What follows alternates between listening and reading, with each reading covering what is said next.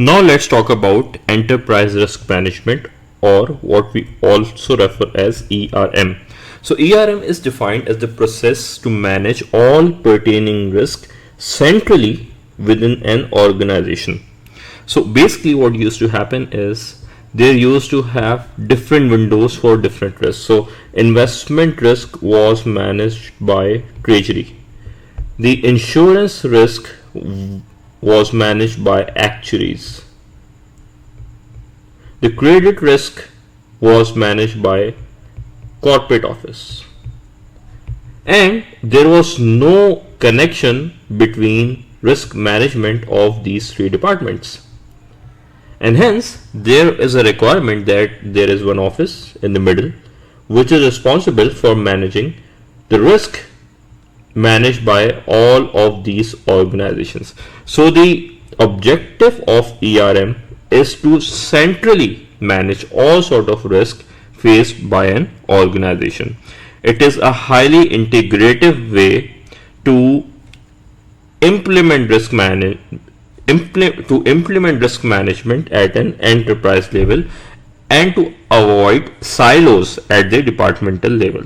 So basically, ERM assists us in joining up the silos which are formed at business types and risk. It assists organization in having a 360-degree view of risk, and now we can use full range of risk analysis tools. So for example, the actuaries were using a particular model value at risk for risk quantification, but the corporate office was not aware of this particular methodology because of lack of expertise. So now that the risk management is managed centrally, the value at risk tool can now be used for the corporate and treasury department as well, because there is one person who is managing all sort of risk. Hence, all of the risks which were available for these departments individually are now available for the entire organization.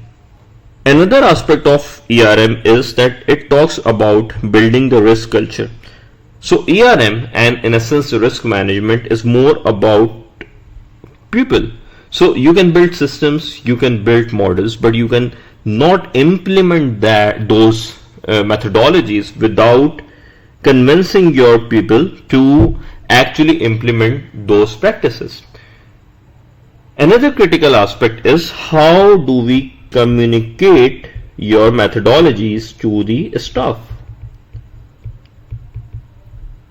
Are you just communicating it through the reports, or are you actually telling them why it actually matters? So building a culture, building a risk culture across the organization is one of the critical aspects of ERM. The last point is that environment actually matters, and in the ERM framework, we don't implement the risk management framework at an organization level, but we also take an industry-wide perspective. So based on the experience of the staff, we do an industry analysis and we identify the best practices for risk management, and those best practices are then implemented in the organization. Now let's talk about some of the challenges that we face while implementing the ERM framework. The number one challenge is that it is actually a challenge to consolidate all the ERM at one number. So basically the whole objective of ERM is to quantify risk to one single number. For example, in an ideal scenario, we should be able to implement the value at risk models for all of the portfolios, and based on those portfolios we should be come up with one number of, let's say, $10 million. Now, coming up with this one number for different range of products, for different range of department, for different range of portfolio sizes, it's a difficult exercise, and it is way too simplistic to implement a single number in a dynamic risk environment. The second challenge is that ERM actually requires a more dynamic approach. So we learned from the 2007-2009 financial crisis that risk is multi-dimensional, By multidimensional, we mean that an impact in the real estate market can impact the financial market.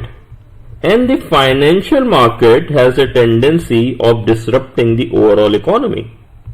Hence, there is a requirement that there should be consideration about vantage point about the correlation between these different attributes in the financial markets.